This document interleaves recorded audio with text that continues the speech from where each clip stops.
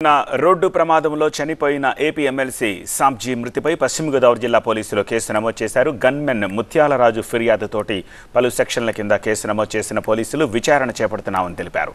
ఏలూరు నుంచి కైకలూరు ఆకివీడుల్లో అంగన్వాడీల ఉద్యమంలో పాల్గొన్న ఎమ్మెల్సీ సాబ్జీ చెరుకువాడ దగ్గర జరిగిన రోడ్డు ప్రమాదంలో చనిపోయారు.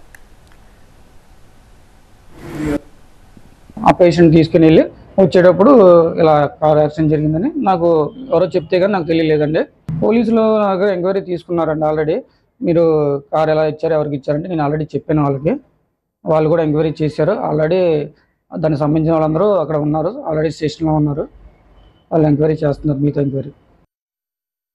ఎమ్మెల్సీ షేక్ సాబ్జీ ప్రమాదానికి కారణమైన కారు యజమాని రమేష్ యాక్సిడెంట్పై స్పందించారు. తమ బంధువు వాసు కారు తీసుకెళ్లారని అన్నారు.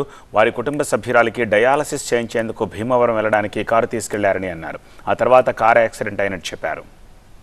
నేను ఏవీస్ హాస్పిటల్లో ఉన్నాను. ఇదేమిటి అనుకుంటున్నారా? Colour Doppler machine. కాళ్ళల్లో వచ్చే వెరికస్ వెయిన్స్ టెస్ట్ చేయించుకోవడానికి బయటకు వెళ్తే 4-5 వేలు అవుతాయి. అదే మీరు ఏవీస్ హాస్పిటల్ ట్రీట్మెంట్కి వచ్చారనుకోండి, ఈ టెస్టులు ఫ్రీ. ఉండి పోలీస్ స్టేషన్లో కేసు నమోదు చేశాము, దర్యాప్తు చేస్తున్నాము. అలాగే నిన్న చేయవలసిన దర్యాప్తు అంతా కూడా కంప్లీట్ చేయడం జరిగింది. ఆఫీసర్ యొక్క ఇన్స్ట్రక్షన్ ప్రకారంగా ఈ దర్యాప్తుని ఆక్యుపేట్ సిఐని నేను తీసుకున్నాము, దర్యాప్తు చేస్తున్నాము. నిజానిజాలను బట్టి అలాగే దర్యాప్తులో వచ్చిన అంశాలను బట్టి ముద్దాయిలపైన చట్టపరమైన చర్యలు తీసుకుంటాం. మరోవైపు ఎమ్మెల్సీ సాబ్జీ మృతిపై ఆయన కుటుంబ సభ్యులు అనుమానాలు వ్యక్తం చేస్తున్నారు. దీనిపై సిఐడి విచారణ జరిపించాలని సాబ్జీ కుమారుడు డిమాండ్ చేశారు. సాబ్జీ భౌతిక కాయాన్ని ఏలూరు ఆశ్రమ ఆసుపత్రికి తరలించారు.